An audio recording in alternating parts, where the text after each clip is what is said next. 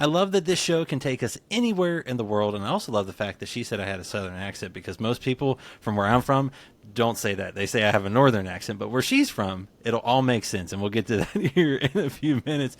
Welcome in. I'm your host, Jonathan Groom. We got a fun guest for you. She's a country singer-songwriter. Her latest single, I Ain't Country, is out now. Let's welcome in Jess Moskaluke. You did it! Yay! Ah. Very good. How are you? I'm doing great. How are you? I'm doing great as well. And I didn't say my normal thing that I screw up words, so I think that didn't jinx me this time, so I feel much better. You said it off camera, so I was really rooting for you. I was sending you all the good vibes I could muster from all the way up here. Well, I appreciate that. And up there is in Canada, and I believe you're in Saskatchewan, correct? Is that home base? Yeah, you got it. Recently made popular by Chaperones, the subway. But that's where you've grown up and you've lived your whole life, right? Yeah, I moved away for a brief period of time to go to university or college, as you guys would say. But that was for a couple of years, and then music kind of moved me back home to be able to do it full time. So I've spent tons and tons of time in Nashville. I've never actually properly lived there, though it's always felt like a second home. But yeah, spent 90% of my life in Saskatchewan. Well, and we'll get into all the different places, or the growing up in the small town and things like that. But this is Bar Conversations. I gotta know.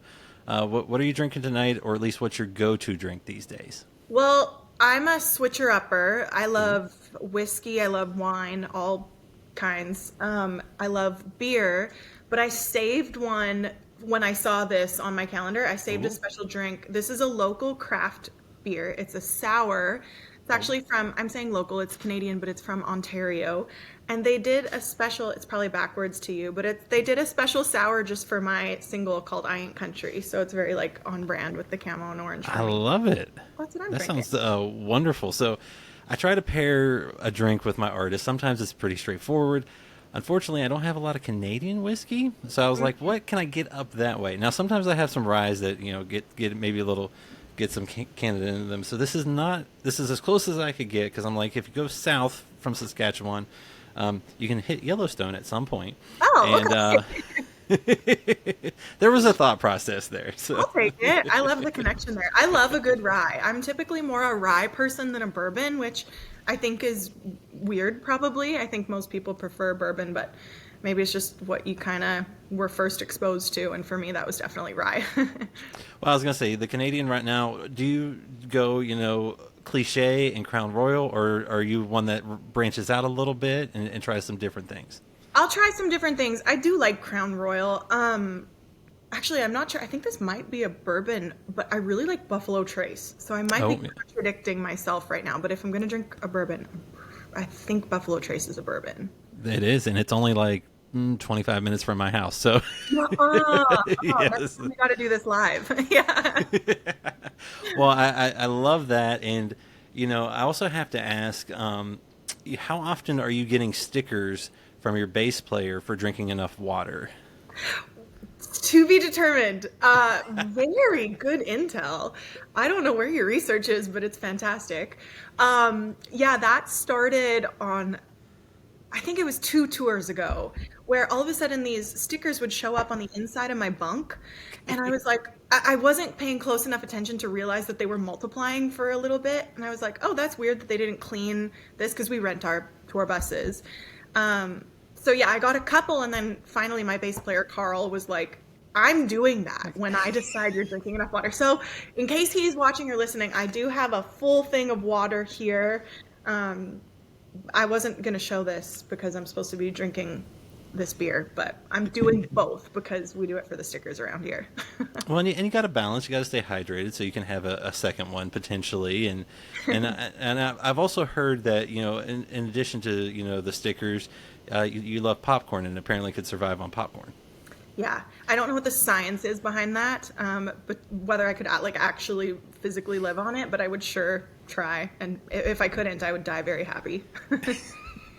Now, are you the one that goes and gets like the movie theater popcorn and like all the butter, or do you like to go fancy and get like the, at a popcorn stand where they have caramel and cotton candy and all the different things? Ooh, I'm pretty traditional. I love movie theater popcorn. My husband and I have both kind of been on our health journey lately, so we haven't been doing this as much, but it's terrible for us, but it's delicious. If we have bacon in the morning, we'll save the bacon grease and pop the popcorn in it just on the stove top at night. Can't recommend that enough. That would be about as crazy as I get when it comes to flavors of popcorn. Well, because I was going to say, I mean, if you are trying to be healthy, just popping popcorn without the bacon grease should be Yeah. okay. You're right. Yeah, like air popped is fine, but yeah, we still do it a little bit, but it's a treat. I like that. See, you branch out in all sorts of things, and I know we're going to get into music here in a little bit, but you're a proud dog mom, I believe, as well, to Nala and Blu, who are both rescues. So, what's a dog mom life like these days? And are your dogs more well behaved? We just got a kitten not too long ago. Yep. I don't recommend a kitten, or at least not one that has energy and can't go outside yet. Our house is slightly terrorized at all times. I just shred it up, I bet. To answer that question, no, my dogs are probably not better behaved than that.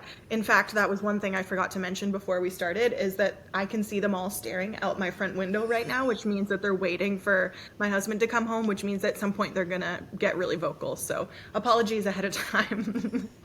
But yeah, dog mom life is good. It's hairy around here. It's shedding season, so I can't quite keep up with the dog hair. So you might also see one of those floating by the screen. It's chaotic. Hey, I get it. We also have two dogs, a German Shepherd and a Lab Dalmatian mix, and we have tumbleweeds. I don't think there's anything that if you sit down, you don't get some type of animal hair on you, and it's just life. I feel the same way. And, obviously living up in Canada, beautiful country. If folks haven't gotten to go visit, I highly recommend it. You might think of the big cities, but there is a lot of country out there, a lot of hiking, a lot of outdoors activities. I know you're a big reader. You love to swim. You love to do all sorts of things. So what is your favorite thing to do when you're home and you get to relax and kind of just enjoy, being there? Yeah, I mean, the thing is, I'm a really busy person. I mean, I think all artists are these days. There's so many different demands, whether it's creating content, writing songs, getting in the studio, playing shows. The travel, like Canada's so huge that when you're playing shows primarily in Canada, the travel is like, you travel the day before, play the show, and then travel the next day. So it's like every 1 hour that you play on stage is 3 days long. So all of that to say, I'm pretty boring when I get home. I kind of like to do not very much, just hang out with the dogs and my hubby and, hang out in the hot tub, maybe read, as you mentioned. There's not a lot to do around here. We like to go, I guess you guys would say four-wheeling. We would call it quadding. I live, even though Saskatchewan is very, very flat, we live kind of on the edge of a valley, so there's lots of quad trails in there that are just gorgeous, especially kind of in the fall. So that's one thing that I love to do, weather permitting. We can't really do that in the winter, but yeah, I like to keep it pretty low key. Anything I don't have to like put makeup on for, or real jeans or anything. If I can wear sweatpants, I'm probably there. I like it. So you do live the true country lifestyle. Yeah, very much so. Yeah. I can't believe no snowmobiling, nothing like that in the wintertime. I mean, I see the thing about that. There's two things, and I think that's me personally, not like a general Canadian thing.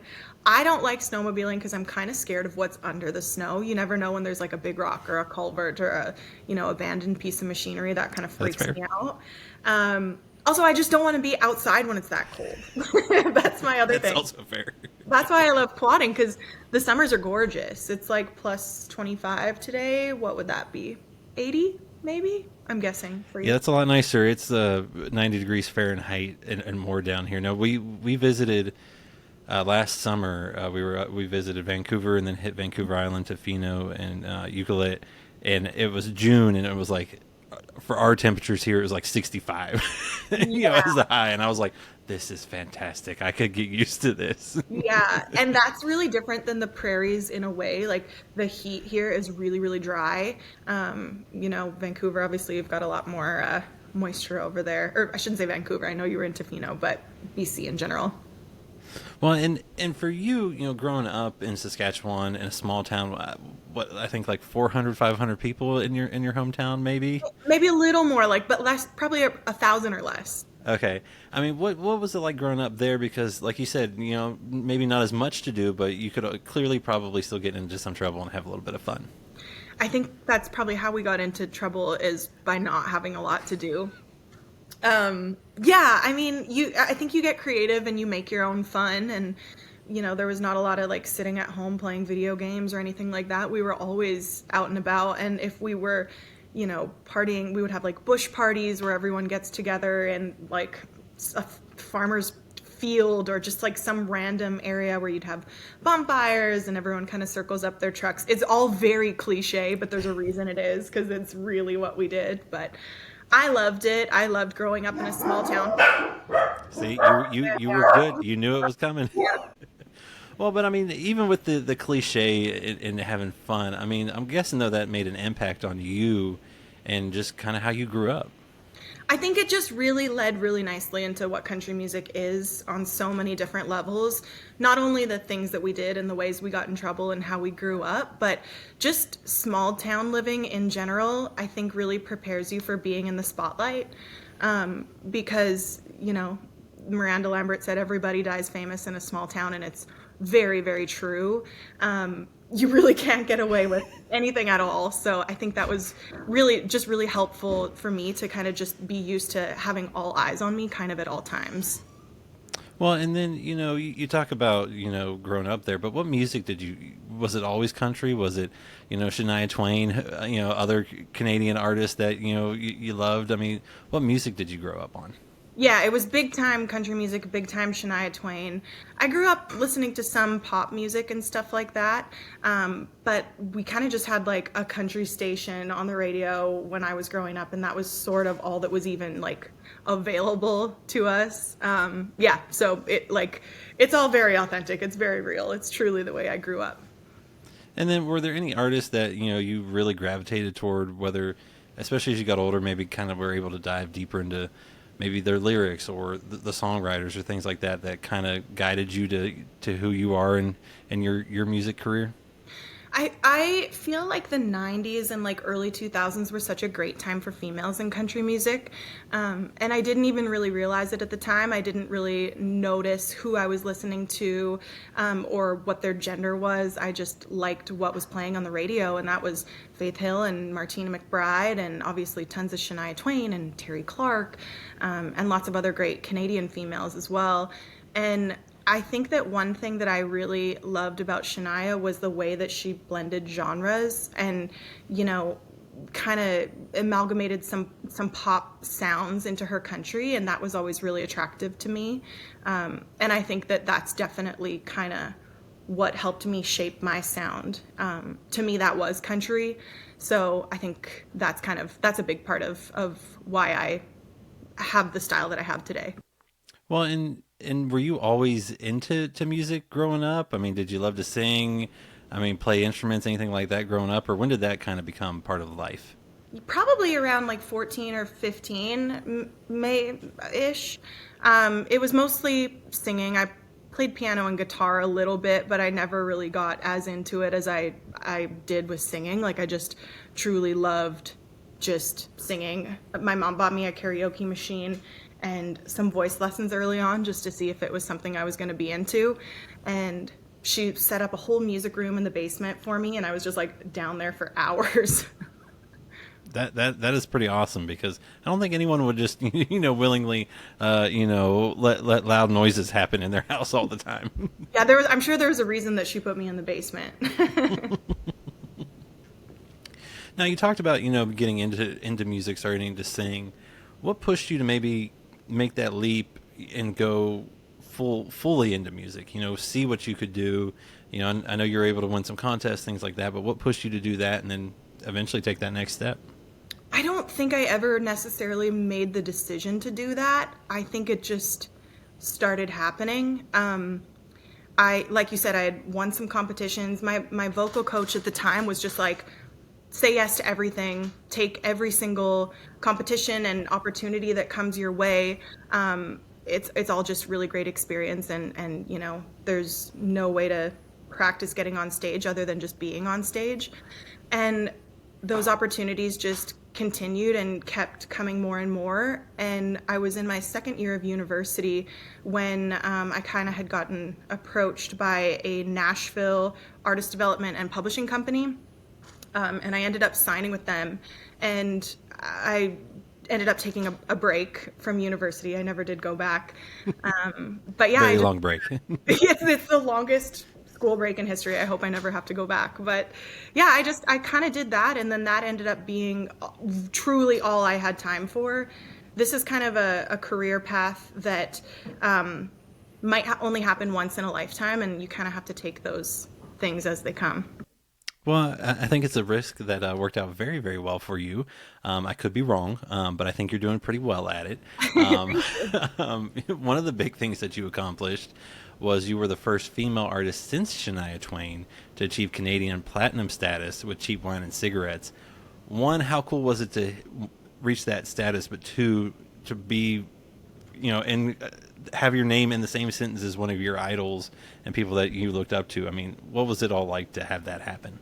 Man, it was so crazy. It actually, my label had tried to surprise me with the news that we had gone platinum, and I actually landed. I remember touching down and from a plane and getting cell service again before they had Wi-Fi on planes, and my Twitter was like blowing up and everyone was tweeting, "Oh my gosh, Cheap Wine went platinum! Oh my gosh!" And I thought, I messaged my management and I was like, "There's no way this is real. Like, no one's gone platinum. Like, how many units is that? And that doesn't even make sense." And they're like, "Yeah, somebody spilled the beans. We were totally trying to surprise you." And because nobody from my team had shared it with me, I was like, this is for sure fake.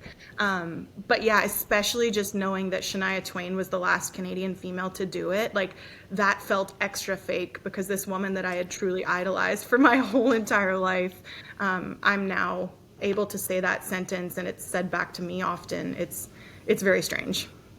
Well, and I guess and this might be also strange to look back. That's a decade ago that happened. You kind of put out some new little fun things in honor of it this year. What's it like to think back to that time to where you are now, and just the journey that you've been on and the success you've been able to have? It's so crazy, because sometimes it feels like that was all just yesterday, and then other times it feels like it was 40 years ago. But it's really cool. It's been interesting lately because I feel like the demographic of my fans is almost widening. And I can tell people's age by which song they most resonate with live. You've got the younger fans that are like, "Oh my gosh, Life for Me is my jam," or, I love Knockoff. And then some of the fans that are closer to my age are really vibing with, like, Take Me Home and Kiss Me Quiet and Cheap Wine. So it's been really cool to watch. And I think more than anything, I'm just so thankful that I'm still somewhat relevant after all these years, because it's really tough to release, especially to follow up a song like Cheap Wine and Cigarettes. It's really hard to do, and that I probably will never do again. That was such a sign of the times, but it's just really cool to be able to be doing it all these years later. Well, and you've won some awards along the way too, so it hasn't all been just Cheap Wine and Cigarettes. You've won the JUNO Award, multiple CCMAs.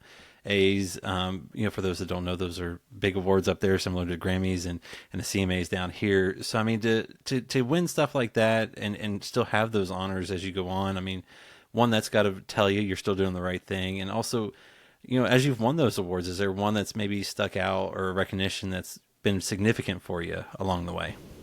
I think there's two.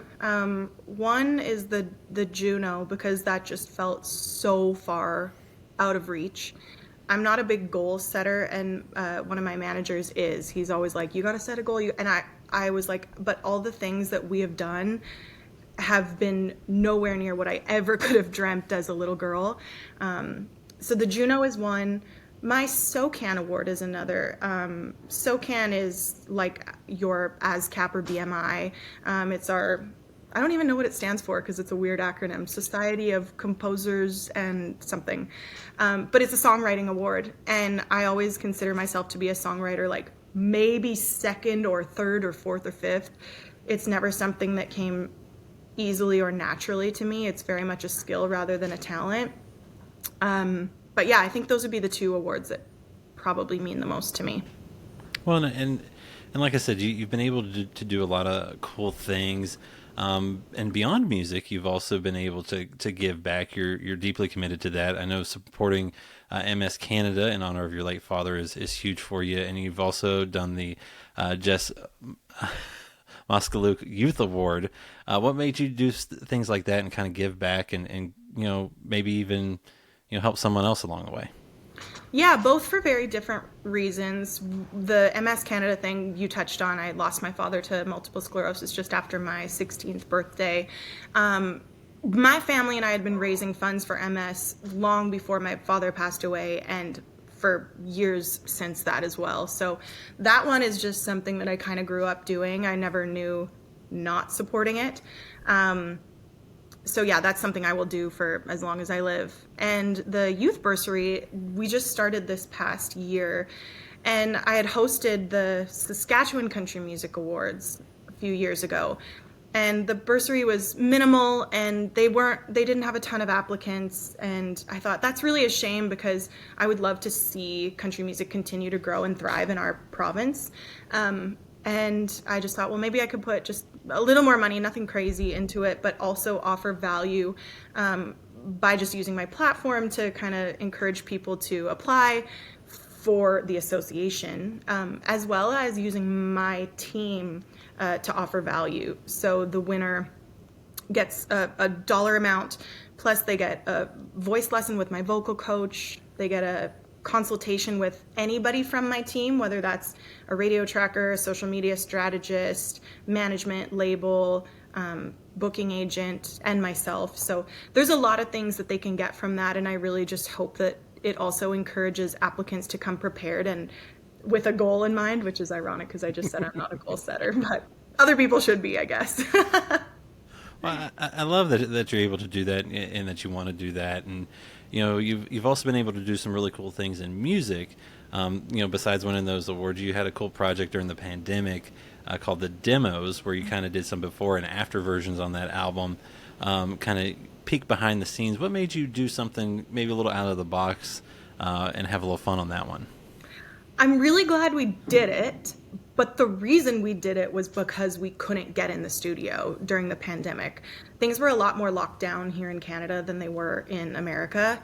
So whatever you guys feel like you experienced, probably multiply it by 5 or 10.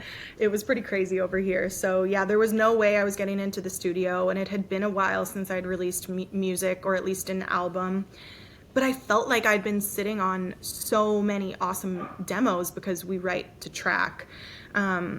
So I thought it would be kind of turning, lemons into lemonade by just showing my fans a peek behind the scenes, because I get asked about my songwriting process so much anyway. So I felt like this was a good way to show them what it means to write to track and what it sounds like the day that we write it and then the day that they hear it. Sometimes it's very different, and other times it's not at all. I had to actually, there were a few songs on there that I was like, oh, we can't put the demo on here because it sounds just like the one that we ended up recording. So it was a way for me to include more songs on the album without actually including more songs, because I couldn't go in and record more, and the album that we had started wasn't done. Now, one of the songs that was on that one, I believe, was Mapdot. And it was almost not recorded or released, but you pushed for it because of where you grew up, the small town that so many of us can probably easily relate to. Why did you push so hard on that? And two, obviously the reaction from it has probably been reaffirming that decision. Yeah, I kind of forgot about that. Yeah, my longtime producer is Corey Crowder, and we are almost always on the same page with song selection, song direction, songwriting, everything. And this was the one time that we weren't. And he was just like, I think you have stronger songs. And I was like, yeah, but I don't know that I have stronger I don't know that I have songs with a stronger connection to my exact audience. And obviously he was never going to say no because I'm the artist, I wrote it, whatever. But, you know, he trusted me with it and still agreed to produce the song and had said, well, let's make it a little more radio friendly because the demo is quite pop. Probably would have been okay on country radio today, but back then it wouldn't have been, at least not in Canada. But I really felt like I had spent so many years of my life writing love songs, whether it's heartbreak, falling in love, falling out of love. And this is very much a love song as well, but to my hometown. I also had been getting so many questions about, like, why didn't you move to Nashville? Why did you stay in your hometown? Like, how are you ever going to make it if you don't move out of Langenburg or Rokenville? And I just thought, maybe I'll explain it to you guys in a song, because I travel for a living. So, you know, I'm always going to be traveling no matter where I live. But when I come home, I want to be home. Mm-hmm. I was going to say, there's a special place about home, and I feel like a lot of people can see themselves in Mapdot. And like I said, I'm sure you've gotten that a lot. And two of your new songs, one that got me to really deep dive into your career, Life for Me, is one that I have on repeat a lot. And then, as you said at the very beginning of the show, the showed the lovely can I Ain't Country is also out now. Kind of, a little bit of bold, maybe a little more in your. I don't know. There may be in your face a little more sass, showing who you are with what you want to do with the music. What inspired kind of to maybe go down that road a little bit with some of these new songs, and then obviously the message with I Ain't Country. I feel like there's a little message in that one. Yeah, totally. They both came from the same, what I'll call, batch of songs. When I write, it is primarily in Nashville. I just love going down there and holing up for a couple of weeks at a time and doing nothing but writing 2-3 times a day. So both I Ain't Country and Life for Me came from the same trip. And the thing about releasing music for as long as I have is that it gets more and more challenging to do something that feels true and authentic to you and your story while not releasing the exact same song over and over and over. It's really hard. And when you walk into a writing room, your co-writers, they all defer to you. What do you feel like writing today? What's going on in your life? Well, I've been with the same guy for 13 years. We've been married for 7. I've been in this house for 10 years. Like, I still have the same job. There's not a lot new in my life that feels relatable in a way that my fans can jive with. So it gets, the content of songs becomes challenging. So on this specific trip, I remember walking to a room with 2 of my really, really good friends, Matt Morrissey and Jess Kane, and I was just like, guys, I don't know. I don't know what I want to write. I don't know what I want to say. All of the things that I wanted to do or say, I have. So what do I do? And they kind of just said, well, let's just forget all of that and just write. And both of these songs just came from a place of like exploration and trying on styles that might not have felt like me, even though I super love this style of music. I love Hardy. I love like Tanner Adele. And so I was like, this is probably an exercise. This is probably not a single, but let's just write these off the wall for me songs. And lo and behold, both of them actually became, Life for Me was the first single that we released from this upcoming project. And then I Ain't Country was the next one, so we really had to kind of just get lost to get found. Hey, and I think you found your way, and clearly you kind of gave me a great tease and a lead into this next question. So obviously you have Life for Me, you have I Ain't Country. That's 2 songs. Do we have more music? What can you tell us that won't get you in trouble? Well, it's not so much that it would get me in trouble. It's that we don't fully know quite yet. I have 2 more songs ready to go that you probably will be hearing in 2026. And the rest is to be determined. I'm sitting on, once again, a bunch of demos that I'm super excited about. I don't know what's going to happen. I don't know if I'm going to do a full album. I don't know if I'll just do an EP. We're doing something cool. I'm about to go on a cross-Canada tour this fall. And we are putting together a specific tour album that you can only get a physical copy of if you've been at one of the shows. So it's got all 4 songs, and 2 unreleased demos that I haven't really recorded. So I don't know if those 2 other songs will end up living anywhere else. So it's kind of like a new version of the demos in a way. Yeah, I like it. Something to look forward to, and another reason to see a live show. And you talk about kind of that approach for you right now with making music, because like you said, you know, your experiences, you're living a good life right now. Things are good. You've got things going on for you. So when it does come to the songwriting, even if you go back in the past, was it just ideas, things you saw? Are you sometimes putting yourself in other people's shoes and their stories, personal experiences for you? Where does, you know, that long term from your whole career of songwriting come from? All of it. It's mostly personal experiences. And you know, maybe I will write a breakup song tomorrow. I've got past experiences to defer to, you know, but it doesn't mean that that's where I'm necessarily at this point in my life. But, you know, there have been a few times where we just were like, let's just write a story, you know, let's just make it up. I didn't live it. Like, this was years ago, but we had actually written a story based on this Twitter account. I think the handle was Crazy Ex-Girlfriend or something like that. And she just put unhinged tweets out there, and we wrote a song as if the narrator was that character, and it was so fun to write because it was just so not true. But so every once in a while those things will happen, but for the most part it's personal experience. Well, and for someone that, you know, people see on stage and clearly they might think you're an extrovert, and I know the stage is probably your happy place, but you are more of an introvert, I believe, at heart. So how do you balance, you know, your introvert self, but in a career that you kind of need to at least be out in the front and center? How does all that go for you? I think I've kind of figured it out.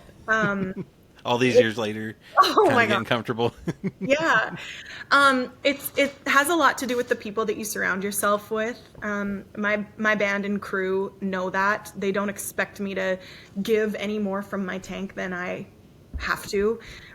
They know that at the end of the day, when I crawl onto the bus, and it might be, well, no, it's not 8 o'clock. It's like probably midnight, which is early for a musician, but it might be midnight and they all want to stay up and hang out and talk about the show. I might crawl into my bunk and I might not fall asleep for 2-3 hours. I just need to watch a show or read a book or stare at the ceiling. But, yeah, the people I surround myself with are pretty good about just letting me do that. There's no expectation, but it can be really challenging because I think, you know, there's so much kind of spillover when it comes to being an artist, because it's not just being on stage. It's like when you're out in the wild and you run into a fan, and I love that. That's so cool. But you still have to be kind of on, and it's still a little bit draining, and nobody knows what you've gone through in the day, or whether you've had the best day of your life, or whether your dog just died, knock on wood. But, you know, it's kind of tough to navigate all of that while being a pretty introverted person. There are definitely times where I can't tell if someone's a fan and they're scared to approach me and they're kind of whispering and pointing, or if like my fly's undone. So there's some weird self-confidence issues that kind of arise that kind of make it feel almost like high school at times. But I'm doing my best to navigate it all, but it's, you know, you kind of learn every day. I was going to say, you might have to ask one of the other band members, is there like a star system, sticker system for you getting through the day? Yeah, you're right. I should get a sticker every day, and then 2 if I drink enough water. See, it works for kids. It can work for us. I am all for that. I'm right there with you. And you know, I know being on stage, like I said, is your happy place. You've been able to perform a lot of cool places. C2C in the UK. You mentioned Australia is big for you. I think you've even gone further south than where we're at, down to the Bahamas, Mexico, so many different places. Is there a particular venue or place that you've gotten to play that just is very memorable for you or stood out? I think that the one that comes to mind, I don't remember the venue, so maybe this is a bad answer to your question, but it was in Australia, and the reason it was so memorable was because it was my first trip, and I had a song out at the time called Save Some of That Whiskey, and it was I think it was my first song that I had released to radio in Australia. And I remember saying that to the crowd. This is my single, you know, maybe you guys have heard it. If you haven't, I hope you like it, kind of thing. And we started playing it. And a couple people started singing along, and I was like, oh my gosh, that's crazy. And then in the front row, I saw this girl go to her friend, oh, I love this song. And I was like, this is as far away from home as I can get. I've never been here. I never pictured my music being released worldwide. And I just remember thinking how cool that is, and just how important it is that, you know, people connect with your music. Yeah, so I don't recall the exact venue, but it was like one of the most memorable times. Well, I mean, but that goes to show that songs can travel everywhere. The music can take anyone to a cool place, and you know, they can see themselves in those songs. And you know, obviously, like I said, you got to perform a lot of places. Is there still some I know you don't make a lot of goals, but are there still some bucket list places that you like to play? Yeah, I mean, I would still love to do the Opry and the Ryman. Those are definitely bucket list places. Those are the two I can think of off the top of my head. I'm sure there's many more that I would love to do, but those are the two big ones, because they feel so close but yet so far away. You know, I've been to them millions of times and have friends that have played, and you know, so it's pretty cool. But yeah, hopefully it'd be me up there someday. Well, I think you're beyond deserving of that, and you're about to go on your tour, the Life for Me tour this fall. What's your favorite part about being on stage and you know, just that experience of being on tour? The being on stage thing is the best part of tour in general, and I know that sounds like duh, but I think that people forget how little that time is in the grand scheme of an artist's job. You spend so little time on stage compared to everything else, especially in today's day and age. I know that I touched on it a little bit, but like, I'm also an artist manager. I manage 2 other artists. You know, at times I'm like, for myself, it feels like I'm a stylist and an accountant and a lawyer and like a marketing manager and a social media strategist. And it just feels like artists are truly entrepreneurs more than ever. And it just makes that time on stage that much more special. And especially on a tour that I'm headlining, because it's the truest way to connect to fans. Most people have been there, and very seldom are they like, oh, this is my first Jess Moskaluke show, you know? And I think that's so cool that there are fans that are like, I've seen her and I'm coming again, you know? So the shows are the thing that I look forward to hands down most every single night. Now, I know for this one you're going across Canada, so you might have been to more of these locations than maybe, say, a trip to Australia or anything like that. But when you're on tour and you have the time, because like you said, there's a lot of travel that goes into it, even especially if you're playing back-to-back nights or every other night or things like that. But when you get to a city, are you one that likes to go explore the city, or are you one that's just like, I'm going to stay inside for a little bit, go to the show, and make that happen? It depends on the day and what the kind of travel schedule has been like. Yeah, man, it's really tough. And I guess it depends on where we are too. There are some places that I'm like, I've seen it. I'm going to take today and rest and fill up my introvert tank, stay in my bunk or whatever. But then there are other times where it's like, oh, we're right on the water. Let's go and check out the boardwalk. Or I heard there's a really great coffee shop. Let's go check that out. So the boys, as in my band, are so down for whatever, and they never let me go anywhere alone. So that's pretty great. If I want to stay in the bus, they're like, okay, great, we're locking the door behind us. And if I want to go out somewhere, they'll go wherever I want to go. So I'm pretty lucky that I get to have the best of both worlds, depending on my mood that day. Well, like you said, there's a lot. It is a job, and there's a lot that goes on, Yeah. and you got to make sure you're at your best for when you do hit that stage. And like I said, Life for Me tour this fall across Canada. What are you most excited about for that? Because like you said, you get to headline this one. You get to bring a few different artists along as well, depending on the date. So what are you most excited about, and what can fans expect? I think I'm most excited that we're finally going to the East Coast. I've played the East Coast a quadrillion times, and it's one of my favorite places, not only to play, but to visit. But I've never done that on one of my own headlining tours. And I feel like that's one of the things that people come at me for the most. They're like, what? No Halifax? No New Brunswick? So I'm really happy that we could make it work, that we've grown this thing enough to get some offers out there. Yeah, I think that's what I'm most excited for. And I guess what fans can expect is basically the same energy that they've come to expect from me. We're going to do a couple different things that I haven't done before, including, like you mentioned, bringing multiple artists depending on the venue as a support act. There's just too many good Canadian artists out there right now. I couldn't pick just one. And I guess one of the other things is that we're having themes for each region of the country. So we're encouraging people to kind of come dressed up. So, for example, the prairies, which would be Saskatchewan, Alberta, and Manitoba, we're asking people to come dressed up in like camo. So whatever kind of camo they have laying around. The other themes are orange, boots, and denim. So it's not like we're asking you to dress up like Frankenstein or anything like that. It should be pretty doable with hopefully what's in your closet. But that's something that's fun. So I'm interested to see if people love or hate that idea. It doesn't really make a difference. If they don't come dressed up, that's fine. But if they do, we're going to, enter everybody in so they can get like a merch pack for whoever is the best dressed.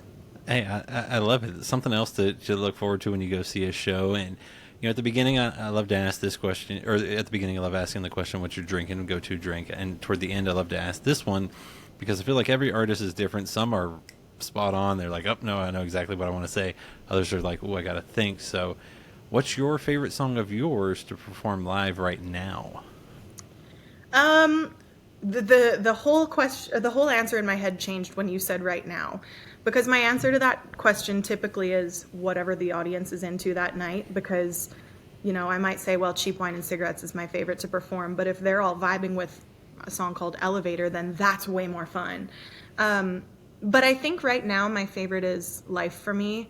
We haven't played, because we're about to go on tour in the fall, it's taken us out of the market, a lot of the markets for the summer. So we haven't had as busy of a summer festival season as we usually do. So we haven't been able to play my last two singles live like more than 10 times. So they still feel really new. So I think those are the ones that I'm like most excited to really lock in on when we're playing them every single night on tour. All right. So because you said this, what outside of those two, what's something that what came into mind before then? I mean Cheap Wine always, because people seem to love that, but Knock Off is really fun. I think people get into that. Take Me Home, it's anything that people get into. Like sometimes that's a cover, sometimes it's one of my own, and it's usually different from city to city, which is really interesting. I was going to say that's the fun of being live. You get to kind of, like you said, vibe off of folks and see where maybe the set list will take you at that point. And, I Ain't Country's out. Life for Me's out. Like you said, you got some new songs coming at some point. You got a tour this fall. So, I mean, what else can folks expect from you this year? I mean, we're almost to the end of August. There's only 4 months plus left, which is crazy. This year's gone by way too fast. But what else can folks expect from you? I think that's all. I would love to say there's more, but I think like this is like a 7-week tour, and unlike American tours, we don't go home in the middle of the week. We're on tour the full 7 weeks. So I leave my house on September 8th, and I think I get home on like November 10th or something. And I don't think anyone will see me for at least a couple of weeks after that. And yeah, I don't know. Actually, that's not true. We still have a couple shows after. So I don't know. I think that's about all I can do for them this year. Well, I can't believe that. I can't. No, Yeah. You got a lot going on and a lot of cool things.